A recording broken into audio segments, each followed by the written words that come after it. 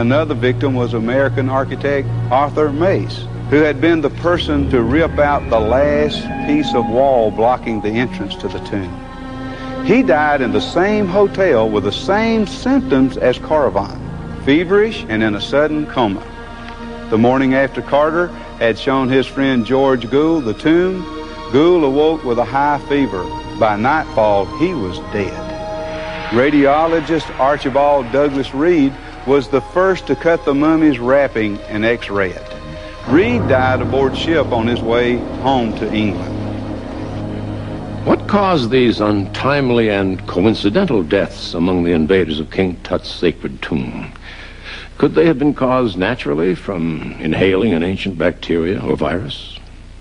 Dr. Ezzeddin Taha, an eminent physician and biologist in Cairo, held a press conference in 1962. He claimed discovery of an ancient microscopic fungus that had probably survived in a dormant state for thousands of years, which could be controlled by modern antibiotics. Ironically, before he could prove his theory, Dr. Taha was killed in a freak automobile accident. Later autopsy revealed he had died of the same circulatory collapse as the others and may have been already dead before his car careened off the road. Could it be that there is something to the curse of the pharaohs? Or, as many pyramidologists are now theorizing, that the deadly virus that killed all these people was literally from out of this world? Could a Stone Age people have built these pyramids that cannot be duplicated today? New evidence we are not alone in this universe when we come back with a chilling discovery. The more we learn about the Giza complex, the more unsure we are of conventional theories for explaining the mysteries of the structures in this great pyramid. If conventional theories do not explain the purpose for the pyramids, what do more contemporary theories have to offer? In 1813, astronomer Richard Proctor discovered from ancient records that the Great Pyramid had indeed been used as an astronomical instrument. The pyramids are essentially crystalline in structure, and therefore highly receptive to radio-like energy waves or even cosmic microwaves. The Great Pyramid at Giza, with its 5 granite slabs above the king's chamber, are what the ancient Egyptians called spirit stone, and they could have been a massive receiver-transmitter tuned to some distant part of the universe of which we are still ignorant. Based on evidence provided by Sumerian texts, it appears that the Giza pyramids were built as beacons by extraterrestrials as part of a landing corridor ending at a spaceport in the Sinai Desert. There are numerous theories about the purpose of the Great Pyramid at Giza, ranging from the preposterous to the ingenious. But what is distinctly missing is how in this world were they built?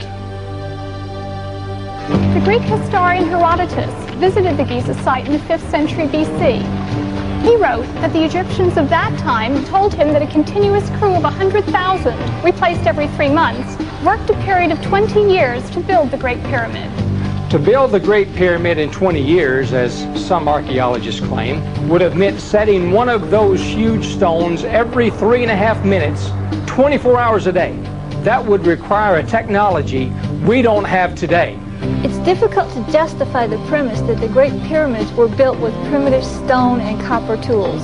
These people had no knowledge of the wheel as the means of transportation. No pulleys, no modern surveying equipment, winches, derricks, or block and tackle. Hundreds of blocks weighing 30 tons are situated high in the Great Pyramid. The only mechanical devices that they had were the lever, the roller, and the inclined plane. But setting the stones in place was only one of the problems. Bringing the stones from the quarries to the construction site was an equally imposing task. They were moved on huge sledges or pulled across a bed of rolling logs. Those stones that came from the distant quarries were barged downriver to the site. A great causeway led from the river landing, and the stones were moved up its mile length. Once on site, the stones were pulled up ramps and levered from tier to tier and then set in place. The process was incredibly labor-intensive and perhaps the greatest single effort of men working together to accomplish a dream. There's a widespread general belief, which Hollywood has helped to promote, that hundreds of thousands of slaves were used to build the pyramids. Nothing could be further from the truth. The Egyptians of the 4th dynasty were neither a formidable military nation nor a very aggressive one. But even if they were, there were not enough potential slaves within a 5,000-mile radius to have supplied the workforce needed. The generally accepted academic viewpoints are divided equally between the rollers and the rampers.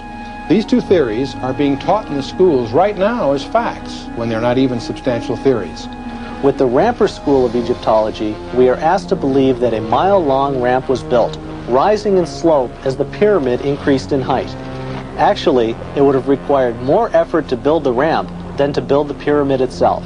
There would have been some 6 billion pounds of construction garbage to get rid of afterwards. But where is it? Does anyone know?